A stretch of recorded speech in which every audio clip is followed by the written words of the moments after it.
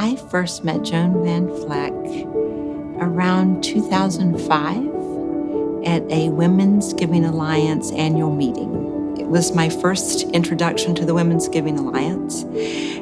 I had finished my presentation, walked off the stage, and was actually getting ready to go to my car. And this petite woman is walking toward me with a purpose and said, "The members of the Women's Giving Alliance are on the edge of their seat.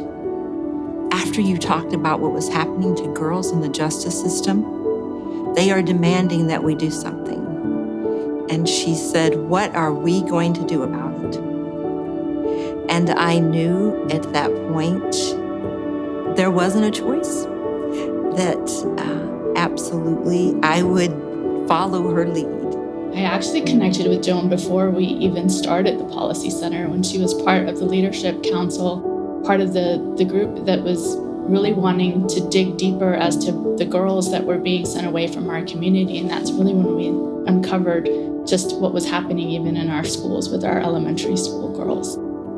She came up in an era where she didn't have near the opportunities that we have now and that our children will have. I mean, she was, as Dad used to say, if she'd been a man, she would have been my boss.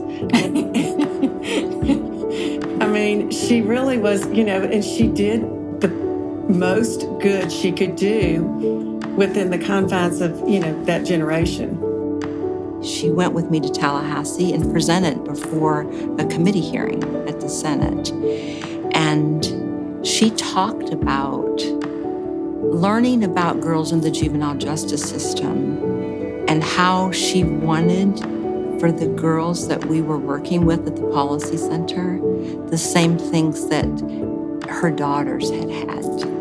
And she talked about it with such love for her daughters and wanting that for all children in our community. She was a great role model, first of all, a great mom and a great role model. And she never took no for an answer. She was always very fair and kind and encouraging. She was very strict, but it paid off. She was definitely humble. She was always there for you. She would talk to you, laugh with you, work through your problems. And she taught us really to work hard and play hard. So this slogan that she had was when you know the research, you are on your way. And it's something that's always stayed with me because I totally believe that as well. And I think in many ways it's our guide because it's part of our model at the Policy Center. We always start with the research. We always start with understanding what's happening with the girls, the lived experiences, what are the trends, and that guides everything. I, too, have heard that Joan was called the Velvet Hammer.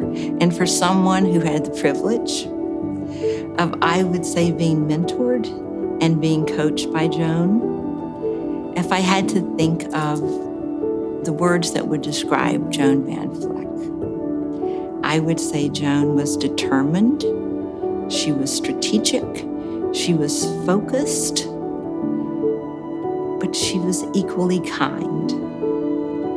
She was very kind and always had time to listen to somebody or talk to someone. She was definitely a people person in that way.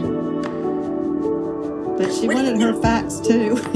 She did want her facts. She wanted the proof. And she always believed that the numbers told the story. She definitely believed in the systemic approach to philanthropy. Thank you for seeing the girls and seeing the value of research and for